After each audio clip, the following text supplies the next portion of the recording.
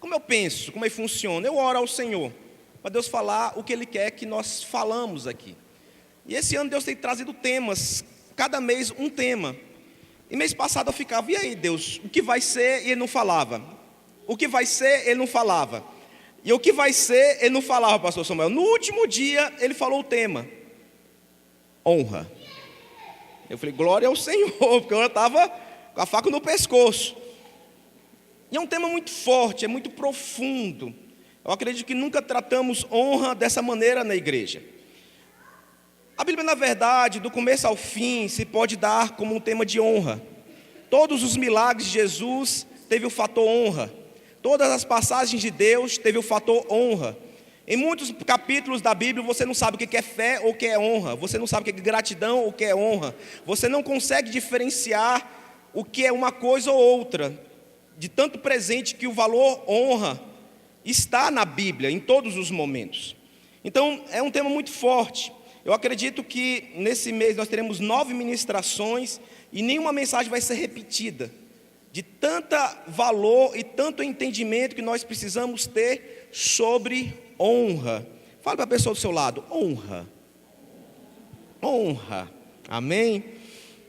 É um tema muito forte, eu acredito que você pode absorver. Quinta-feira nós falamos de uma honra que é exclusiva a Jesus. Existe uma que é somente para Ele. E foi tremendo o que Deus ministrou sobre a honra dos lábios e honra do coração. Existem algumas coisas que nós precisamos ter entendimento.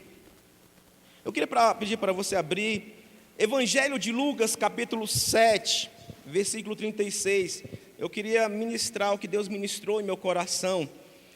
Uma coisa eu queria falar, às vezes as pessoas falam: pastor, você escreveu uma coisa para mim, porque eu falei isso. Essas ministrações eu escrevo às vezes 2 semanas antes. Essa ministração eu escrevi foi no dia 1. Quando Deus falou, eu escrevi a ministração. Então, as pessoas, pô, pastor, uma vez a pessoa falou: pastor, você mandou uma indireta. Eu falei: essa ministração eu escrevi foi mais de mês atrás. Então, não tem nada a ver com ninguém, tá bom? É sempre interessante isso, mas existem algumas coisas que são muito fortes. Eu gosto de preparar, ministrar, e é o encontro que Deus está falando aos nossos corações. Evangelho de Lucas, capítulo 7, versículo 36. Do 36 ao 50, assim diz a palavra: convidado por um dos fariseus para jantar, Jesus foi à casa dele e reclinou-se à mesa.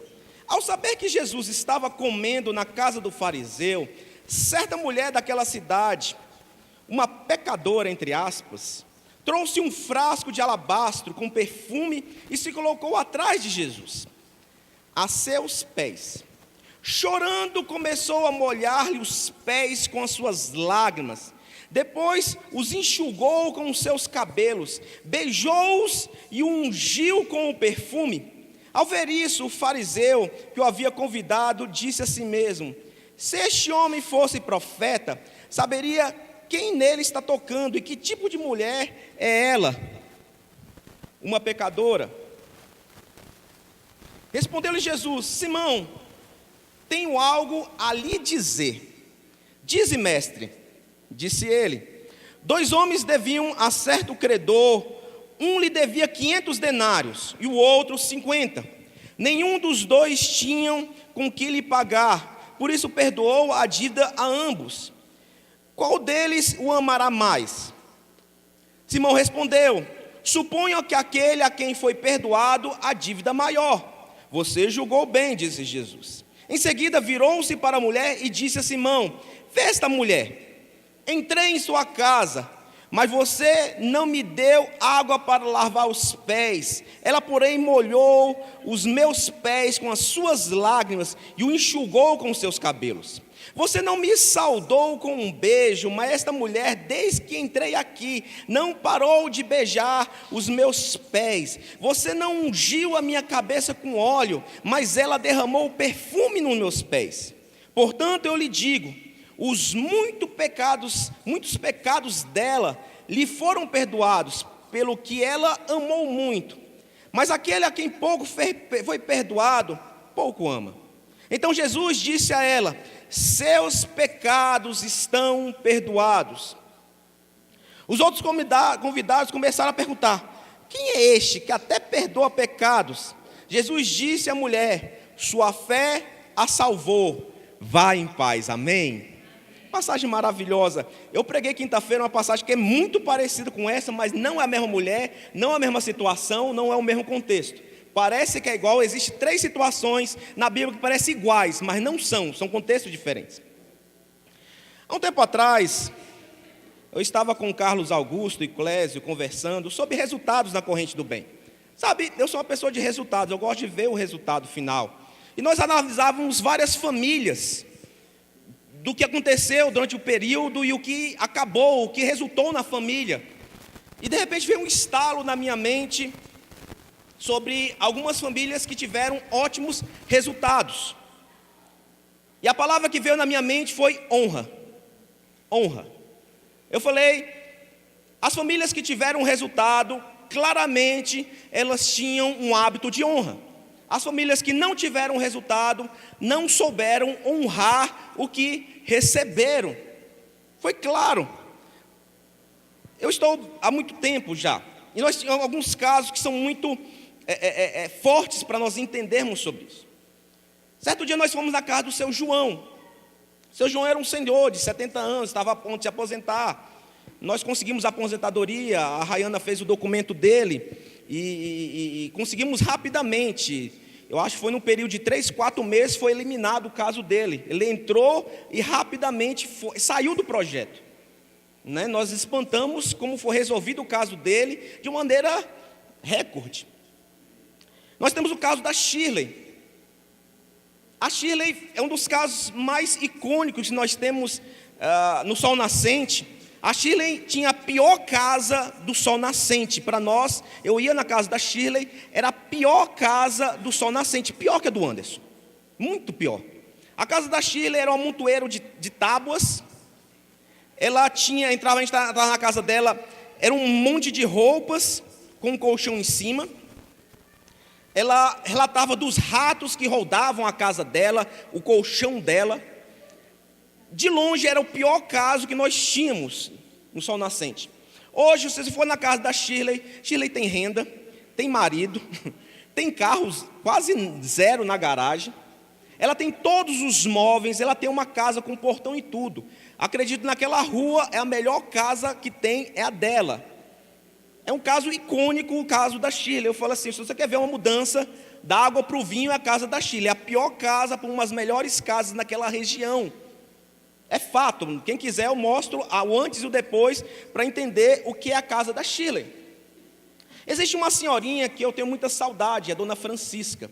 Dona Francisca é uma senhorinha desse tamanho, Jussan, com 9 filhas, 9 filhos, se eu não me engano eram 1 ou 2 meninos e outras meninas.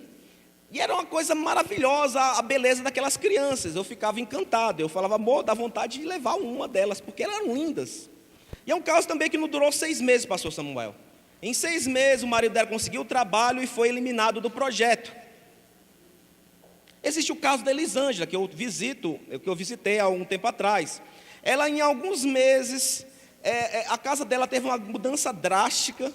Os filhos dela que não estudavam foram para o colégio fazer o EJA, né? EJA, a quilômetros de distância, muito longe mesmo, elas vão a pé. Né? Ela começou a visitar seu filho preso. O filho dela, em poucos meses, era notório você ver a mudança, quem era antes e quem era depois. Era nítido, sabe? Você não precisa ser muito espiritual para entender o que aconteceu na vida dela. Só sei que em poucos meses você conseguia ver uma ascensão meteórica até de uma situação de vida e a situação depois. E quando você para pensar, João era um homem que nos recebia muito bem. Quando íamos na casa dele, ele parava tudo. Ele tinha cafezinho, sabe, pastor Samuel? Ele queria falar com a gente, ele não estava muito preocupado somente em receber, mas ele queria conversar, era um homem muito hospitaleiro.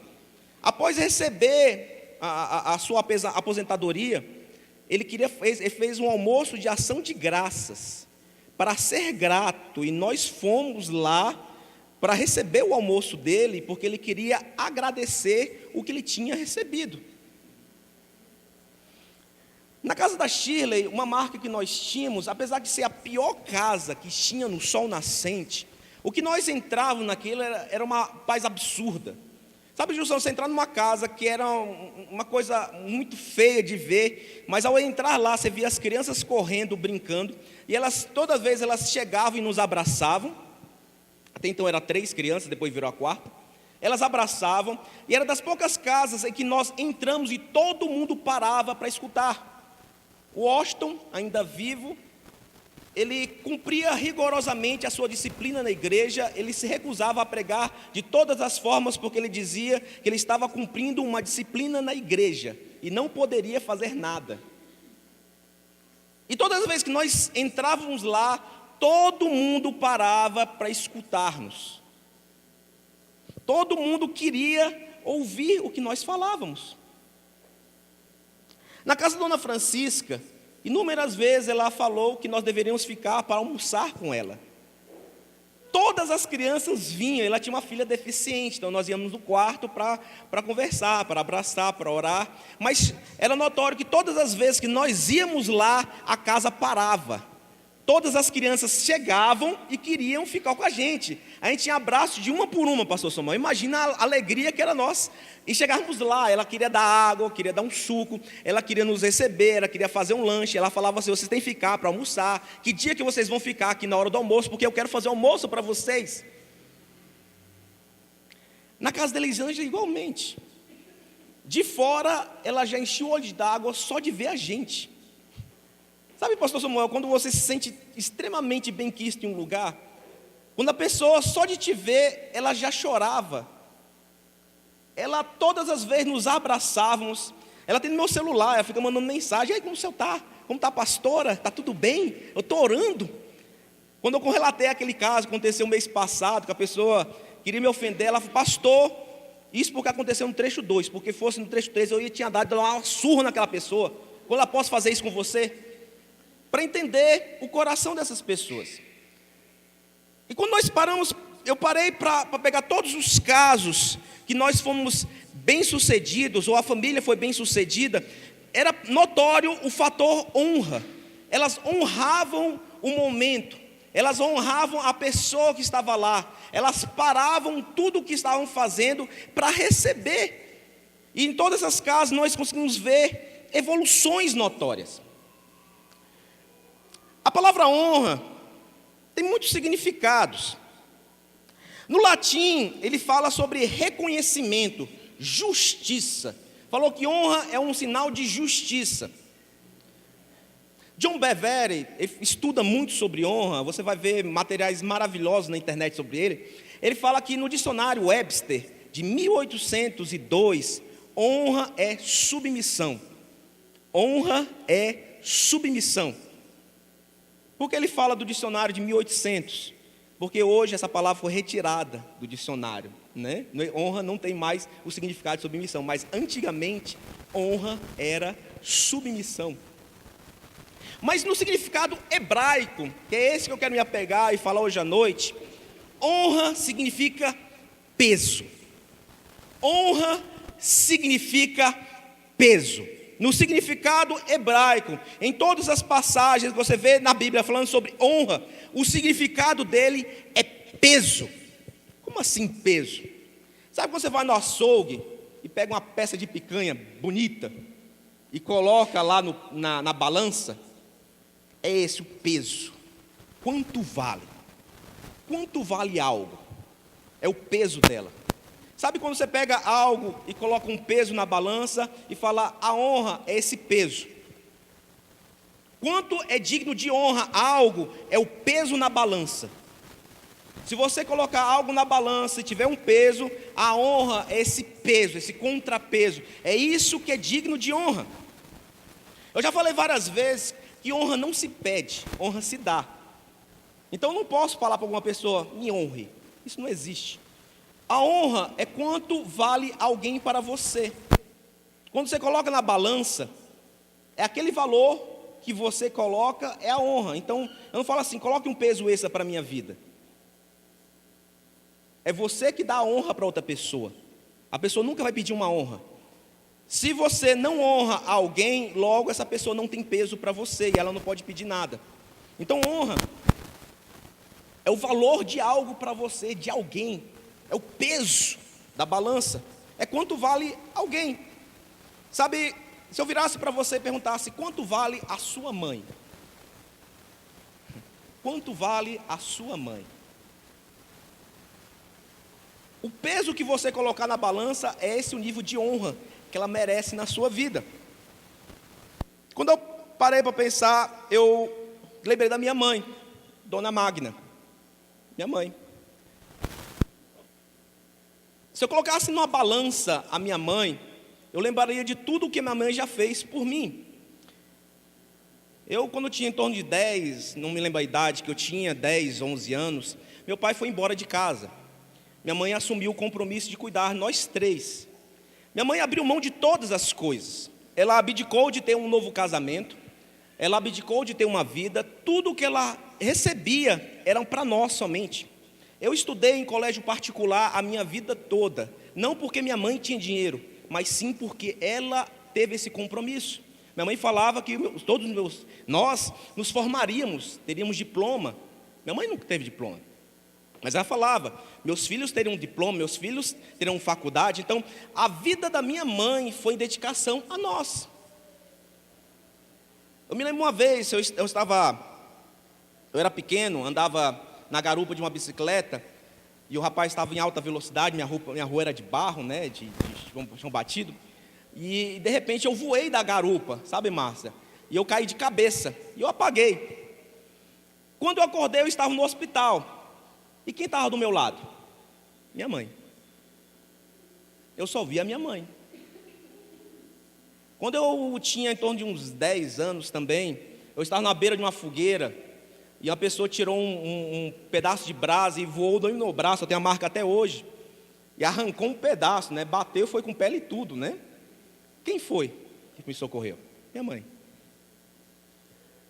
Eu me lembro de episódios que minha mãe tirava o que comer para dar para a gente, né?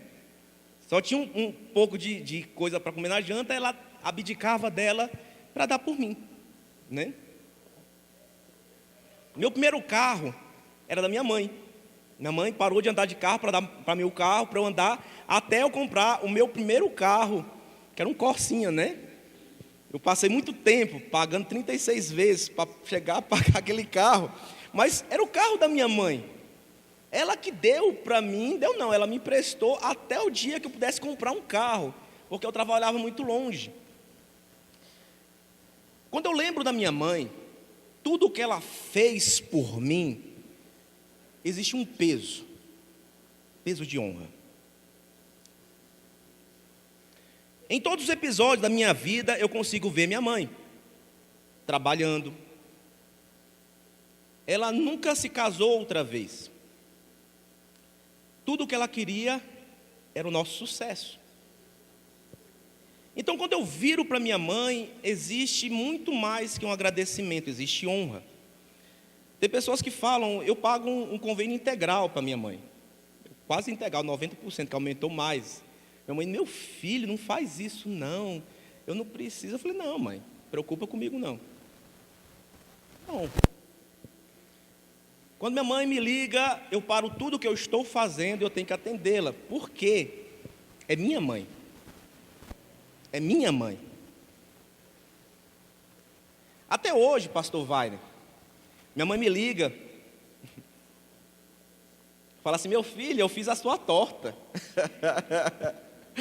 Eu fiz o prato que você gosta. Domingo, sabe, Jussé, ela me liga, meu filho, seu prato favorito já está aqui. Ela sabe todos os meus pratos favoritos. E de fato, todos os meus pratos favoritos foi ela que faz.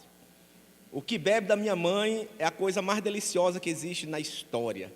Eu já comi muita coisa boa, já fui em restaurante chique, mas minha mãe dá de 10-0 nesse pessoal todinho, cara. A torta de banana da minha mãe é inesquecível. Eu estava uma vez em um restaurante, eu comi uma torta, eu falei, mãe, não é a mesma coisa. A sua torta de banana é a melhor coisa que existe nessa vida. Meu aniversário, minha mãe ligou e falou, meu filho, já fiz a sua torta de banana aqui. Então, quando eu lembro da minha mãe, existe um peso de honra. De honra. Se eu trouxesse a minha mãe aqui, eu acredito, por conhecer muitas pessoas aqui, vocês seriam gentis com minha mãe. Seriam extremamente agradáveis, não por ser minha mãe, mas porque vocês têm uma natureza maravilhosa, não é? Quando a gente trata, minha mãe já tem uma certa idade, então eu acredito que todo mundo trataria muito bem a minha mãe, assim como eu trataria bem a mãe de todo mundo, né? A gente trata muito bem. Mas existe uma diferença entre tratar bem e honra. Para você que não conhece a Dona Magna, você trataria com gentileza, com cordialidade. Mas no meu caso é muito diferente. Existe um peso de honra. Existe um peso de honra. Nesse episódio de Jesus, ele foi convidado para comer na casa do Simão, o fariseu. E é estranho, sabe, pastor Samuel, porque parece que ele não estava gostando muito da reunião. Ele estava cabisbaixo, ele estava quieto na reunião, até que chega essa mulher, que faz todo esse procedimento com ele, e deixa enfurecido as outras pessoas que estavam no local. E ele fala uma diferença, ele conta uma pequena parábola para explicar o que estava acontecendo naquele momento. Ele fala de duas pessoas que tinham dívidas distintas. Uma tinha uma dívida de 500 denários e outra tinha uma dívida de 50 denários. E Jesus pergunta: ambos foram perdoados a sua dívida. Quem é que ama mais? E o fariseu responde: é claro que aquele que foi perdoado mais, ama mais. Ele está falando, veja bem, para aquela pessoa que foi perdoado mais, existia um peso de honra para ela, amém? É quando você vê duas pessoas iguais no mesmo cenário, mas uma tem muito mais significado a outra pessoa que está do que para uma terceira. Por quê? É um peso de honra que existe naquele lugar. É como eu estou te falando, para essa mulher eu tenho muito mais peso do que para você.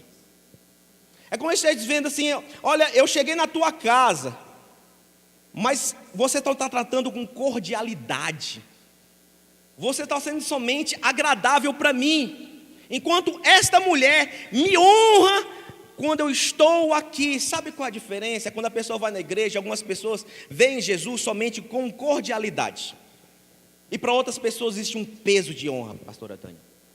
Existe um peso de honra. Eu fico impressionado com o comportamento das pessoas, de verdade. Quando estava cantando esse louvor, parece muitas minhas orações. A minha oração, às vezes eu falo assim: Deus, se você um dia me tirar tudo, eu falaria que o Senhor é justo, porque de fato eu não mereço nada dessas coisas. Eu estou num lugar que eu não mereço, fazendo uma coisa que não é mérito. Tem pessoas muito melhores, mais capazes. Na verdade, eu não entendi até agora porque você me colocou para fazer essas coisas. Eu sou indigno disso tudo. E quando eu olho para mim, eu vejo uma pessoa que não presta. Eu falo assim: Deus, por que você faz essas coisas? Pega uma pessoa que não presta para fazer umas coisas desse tipo. Ela falou: pastor, está revelando aí. Eu vou falar uma coisa: eu nunca fui numa festa, não sou de festa. Eu bebi uma vez, Johanna, e eu nunca mais, eu odeio álcool. Você nunca vai me achar falando palavrão. Eu sou uma pessoa que minha vida é trabalho, casa, igreja, é somente isso. Eu vou visitar os irmãos, mas eu sei o peso da honra que Cristo tem na minha vida. Eu sei o quanto eu sou indigno de estar aqui. Quando eu olho para mim mesmo, e eu consigo olhar dentro de mim mesmo, eu falo assim: Deus, se um dia o Senhor me tirar, eu falaria que o Senhor é justo, porque eu sou indigno de tudo isso. E de repente, quando Ele chega aqui, existe um peso de honra.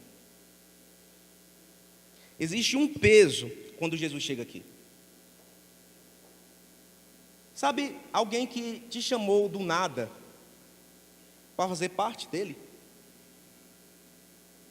Quando eu olho para a história da Shirley, para a história da Elisângela, não é nada comigo, não tinha nada, Jussan.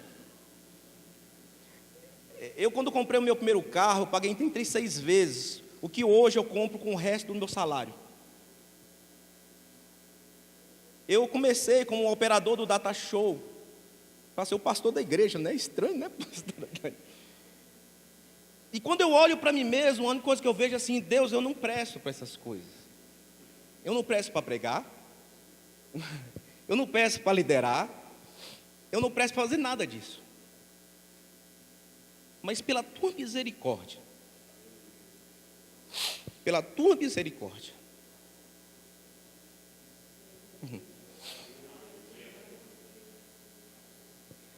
tu nos coloca aqui. Eu acho engraçado o culto de quinta-feira, eu estava lembrando isso hoje, né? Ele falou assim: pastor, eu sou muito ocupado para o culto de quinta-feira. Eu trabalho também, eu desmarco todos os meus compromissos, sabia? Para o culto de quinta-feira. Uma vez, pastor Samuel, eu precisava falar muito com a presidente da sociedade de ecocardio. Ela ligou para mim e ela falou assim: olha, eu vou falar com você quinta-feira às 8 horas. E eu falei assim: quinta-feira às 8 horas não consigo falar contigo, porque eu estou no culto. Durante meses eu tentei falar com ela, ela só falava que quinta-feira às 20 horas poderia falar comigo. Eu falei assim: é muito importante, eu sei o quanto a senhora é culpada, mas é o único dia, o único momento que eu não posso falar contigo, marca outro dia. Somente quando ela marcou em outro dia eu consegui falar com ela, porque quinta-feira eu tinha um compromisso mais importante, sabe? De honrar aquele que é digno de toda honra, todo louvor. Não é que eu não tenho nada para fazer, na verdade eu tenho muita coisa para fazer, mas existem algumas coisas que são dignas de honra, sabe, de estar aqui reconhecendo quem nós somos. Às vezes um culto tem um peso muito diferente para as pessoas, mas para mim tem muito peso. É saber que eu não merecia orar, mas eu posso falar com Ele. É entender que eu não merecia louvar o seu santo nome, mas eu estou aqui. É tão incrível, Gilson, quando eu paro, às vezes eu paro e penso: meu Deus do céu, eu posso cantar louvores ao Senhor, e eu não deveria, porque nem isso eu sou digno. É quando existe dois pesos, e é uma coisa muito interna, é do coração. Não conseguimos ver isso externamente, Lucas, mas para algumas pessoas, quando Jesus chega, a pessoa chora e sabe quem ela é. É quando eu entendo o que Jesus fez por mim. Não estou falando de carro, dinheiro, não é nada disso. Eu não merecia nada dessas coisas. Essa mulher, eu acho tão interessante, eu ganhei aquele monte de CD, né? Aí eu comecei a escutar, só o pastor vai. E tem muitas casas, tem muitas músicas que ela fala, o tema da música assim: Jesus, vem na minha casa, entra na minha casa. Não tem tantas louvores, com tantos louvores, mas é estranho porque você convida Jesus para a tua casa, mas você não o honra, sabe? Como você pede para Jesus ir na tua casa e você não vai honrá-lo? É a mesma história desse fariseu, o Simão. Ele convidou Jesus, mas Jesus falou assim: veja bem, eu entrei na tua casa, você nem lavou os meus pés. Eu entrei na tua casa, você nem me deu um beijinho. Eu entrei na tua casa, você nem ungiu a minha cabeça. Aquele negócio: Jesus entra na minha casa, então eu quero dar toda a atenção. Eu quero parar a minha vida pelo Senhor, porque o Senhor chegou.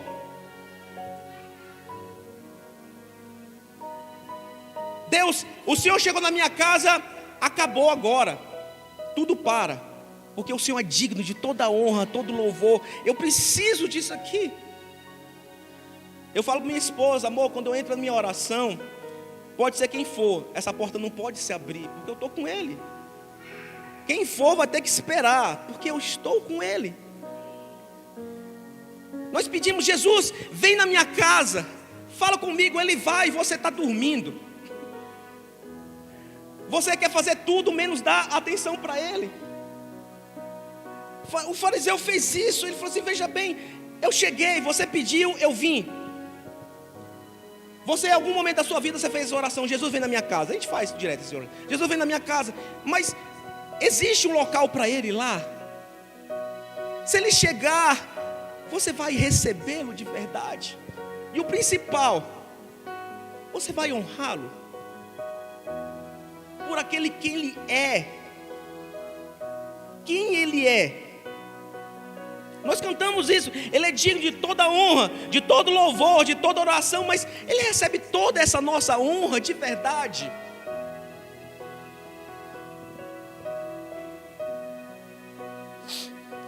Por fariseu, Jesus não tinha peso de honra. Ele era grato. Ele era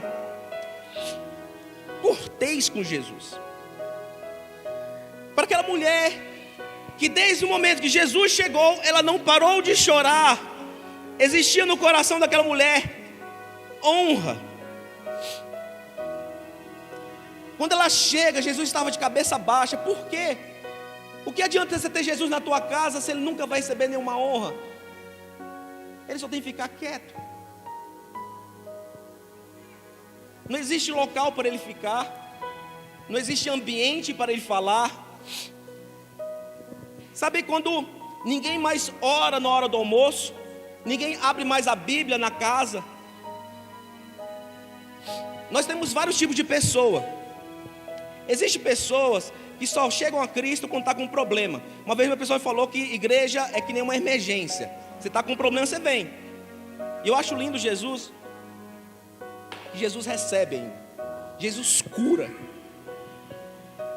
Existem pessoas que se achegam a Jesus, mas não conseguem o honrá-lo. Faz porque está na moda, é legal, né? A gente ora, a gente tem uma turma. Mas existem pessoas que existe um peso de honra tão grande. Olhei para a Adriana aqui. Eu acho interessante. Adriana, vou falar um pouquinho da história da Adriana. Adriana, se você tem uma crise financeira, nada se compara à vida da Adriana. Você é fichinha perto do que ela está passando. A Adriana tem vários problemas de saúde. Ela tem um problema na coluna, ela é difícil. Tem muitas quintas-feiras que ela vem de Uber, porque o carro dela estava com problema. Então ela paga um Uber para vir para cá e paga de volta. Ela mora lá no Setoró. Eu acredito que ela teria todas as razões para não vir na quinta-feira. Mas raramente ela falta. Não é que ela não tem nada para fazer. Você fala assim, pastor, você não sabe sobre a minha vida. Tem muitos cultos que a Adriana sai daqui e vai varar a noite trabalhando. Ela sai daqui e vara a noite trabalhando. No culto de jovem lá que ministrou, ela sai daqui e não dormiu. Tem muitas reuniões que ela passa o final de semana todo trabalhando. Ela emenda sexta, sábado, domingo. Ela só para vir para o culto. Aí tem pessoas, pastor, para que a pessoa faz isso? Uma vez eu estava falando de como eu trabalhava. E às vezes eu vinha sábado, domingo.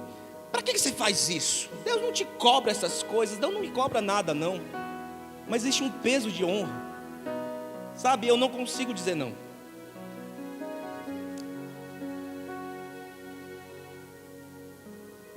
Às vezes Deus me fala um negócio. Eu falei, Deus, você sabe que eu não consigo dizer não para tu. Não tem jeito. Eu sei que eu sou. O Hugo não está aqui hoje porque ele trabalha de noite. Vai chegar uma, 2 horas da manhã, né, Adriana? Não é porque ele não quer ir. Todos os dias ele trabalha. Com um trabalho que não é muito legal. É quase um estivador hoje. Aí fala assim, pastor, para que a pessoa faz isso? Não vivemos no tempo da liberdade, do Espírito, da graça. Exatamente por isso. Porque não somos obrigados, nós fazemos isso pela graça do Senhor.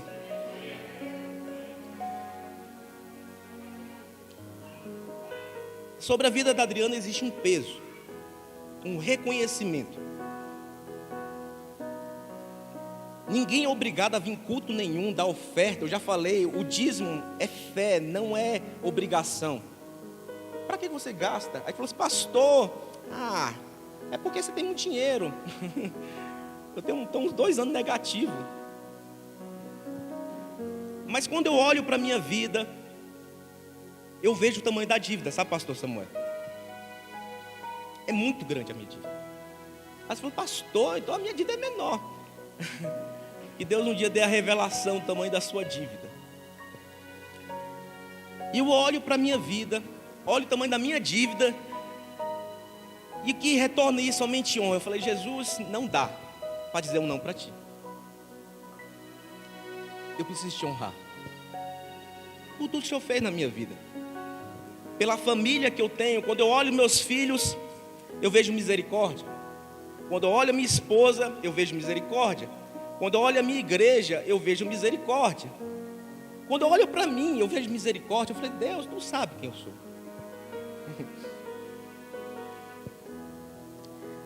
1 Timóteo 1,17 diz assim: ao Rei da eternidade, imortal, invisível, o único Deus, seja dada a honra e a glória para todos sempre. Amém? Amém? Hebreus 3, versículo 3 diz assim: pois ele é considerado digno de maior glória do que Moisés, visto que quem constrói uma casa tem mais honra do que a própria casa.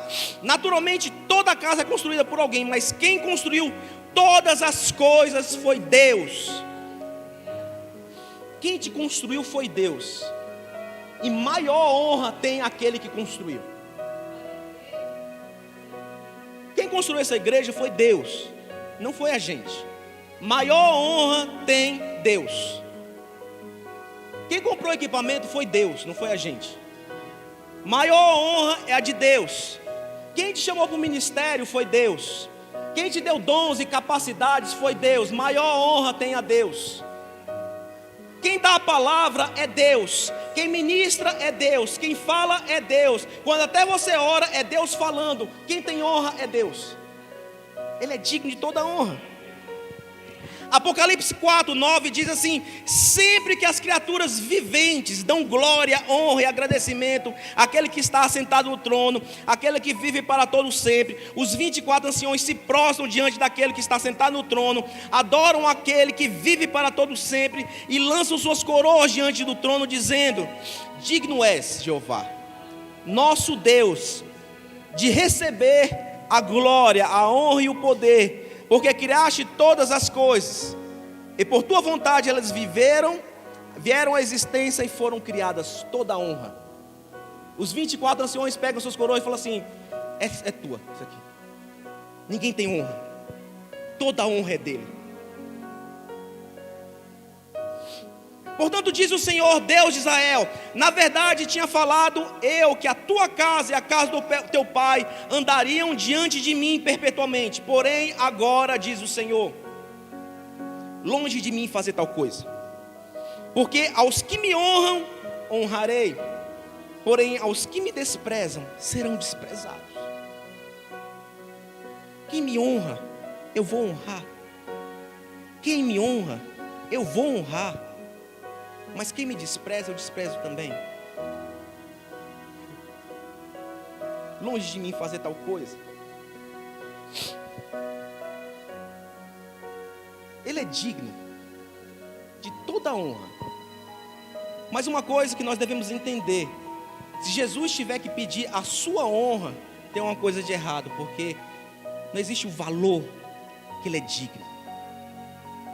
A honra a gente não pede, Maria. A honra a gente dá.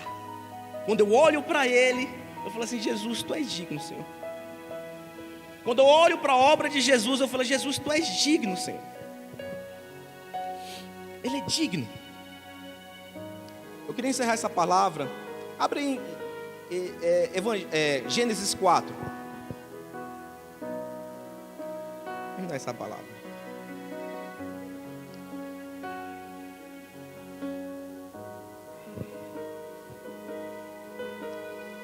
Livro de Gênesis, abre por favor aí. Eu ia colocar no telão, mas é bom. É uma palavra que traz todo o entendimento.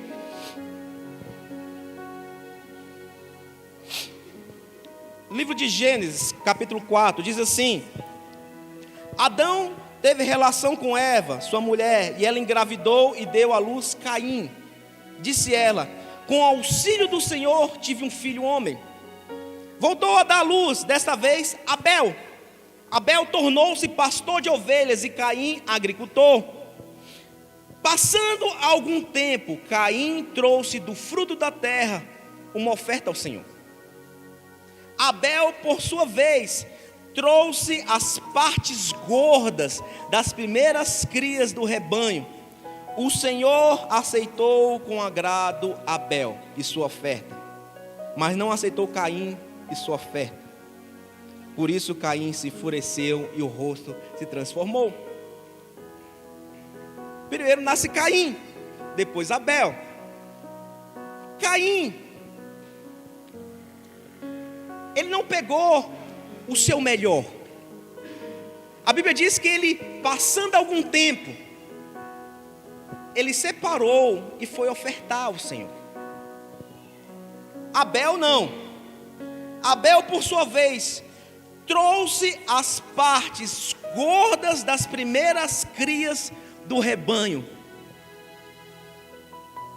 Consegue ver a diferença de uma pessoa que pega as suas primeiras crias e pega a parte mais gorda dela e oferta ao Senhor? De uma pessoa que vai pegar alguma coisa que ela tinha lá, porque a palavra está falando passando algum tempo, não foi a sua primícia, não foi o seu melhor. Caim pegou qualquer coisa, pegou aquilo que ele tinha. E chegou Márcia e falou assim: aqui, Senhor, o que eu tenho para o Senhor? Até aceitaria o Senhor, mas de repente chega a oferta de Abel. A oferta de Abel era o melhor que ele tinha. As suas primeiras crias, ele não escolheu a cria, ele pegou a melhor cria. Ele pega as partes mais gordas, ele separa e fala assim: é isso aqui que eu tenho para o Senhor. É tipo de coisa assim, não dá para comparar uma oferta com a outra. E a Bíblia fala que ele aceita a oferta de Caim, ele aceita a oferta de Abel, mas não aceita de Caim. Por quê? A de Abel tinha peso. Abel deu uma picanha para o Senhor, né?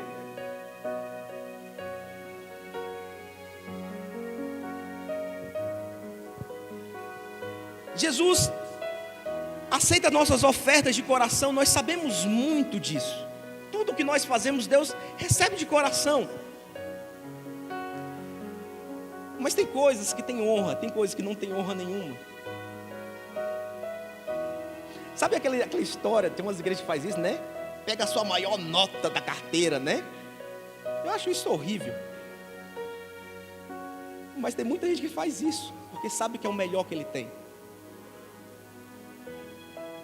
É quando a pessoa dá o seu melhor, o seu tempo melhor, a sua juventude ao Senhor, assim diz a palavra. Nós temos oportunidade de dar o melhor para Deus, mas muitas vezes não damos.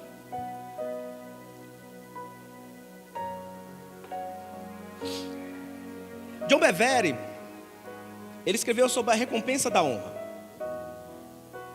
E ele fala de uma afirmação que chega a ser muito forte. Ele fala que milagres, curas e sinais nunca teve a ver com ministro, nunca teve a ver com o tempo de oração, nunca teve a ver nada com isso, mas somente com a honra destinada àquela pessoa. Ele falou que vai no Zimbábue. Ele falou assim: veja bem, nós estamos nos Estados Unidos, nós oramos e pessoas têm cura de dor de cabeça, de calafrios. Você vai no Zimbábue, pessoas são ressuscitadas aos montes, pessoas são transformadas. Mas ele falou assim: eu vou te explicar por que acontece isso. Ele foi pregar no Zimbábue. Ele falou assim: as maiores experiências que eu tive na minha vida e dos ministros que tem nos Estados Unidos são realizados na África. Ele falou assim: não existe comparação ao que acontece na África e acontece nos outros países. Um casal de Osborne foi pregar na África. Não são nenhum mega ministros, são pessoas comuns, sabe, Gilson? E chegando na África, uma mulher trouxe seu filho morto, enrolado em um pano para ela orar, né? Ela pegou e fez uma oração simples. Jesus ressuscita esta criança. Ela estava enrolada em panos. E ela sentiu a criança mexendo nas suas mãos. Tinha vários dias a criança morta.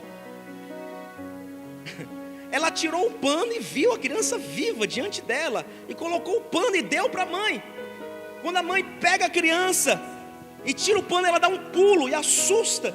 E ela falou assim: o que foi que aconteceu? Ela falou assim, perguntou para o tradutor: o que aconteceu? Por que ela assustou? Ela falou assim: veja bem, essa criança nasceu sem um globo ocular e agora tem um olho. Não só ressuscitou. Ela falou assim: pastor, como é que a gente vê um negócio desse? E não era ninguém de outro mundo. E ele fala que foi pregar no Zimbábue. E ele falou assim, achou uma coisa muito interessante. Ele foi para o seu quarto descansar. E de repente tinha pessoas para cercá-lo. Ele chegou, sentou numa cadeira que era que nem um trono. Pessoas lavavam as suas mãos e os seus pés. E ele, acho que é bem tipo a gente. Ele falou assim, para que isso? Não precisa dessas coisas. E o Espírito falava, fique quieto, receba o que eles estão fazendo contigo. E após lavar as suas mãos e os pés, né, o pastor daquele local falou assim, o que foi, você está incomodado? Ele falou assim, para que essas coisas, por que você está fazendo isso com a gente? Não, você não é um homem de Deus? Você não representa Deus nesse lugar? Então você é digno de toda honra, todo louvor. Veja bem, o cara falou para um pastor. Ele falou assim, sabe a pessoa que estava lavando a sua mão? Sabe quem ele é? Ele é o responsável pela Polícia Federal do nosso país. Ele queria te honrar. É uma cultura diferente. Ele fala assim, nos Estados Unidos nunca a pessoa lavaria minha mão na vida. Mas aqui sim. Sabe por quê? A pessoa sabe o valor de um pastor. A pessoa sabe o valor de uma igreja. A pessoa sabe o valor de Cristo, amém? O que nós precisamos é redescobrir o valor. E tudo começa com a vontade de honrá-lo, amém? Honrá-lo, fecha seus olhos.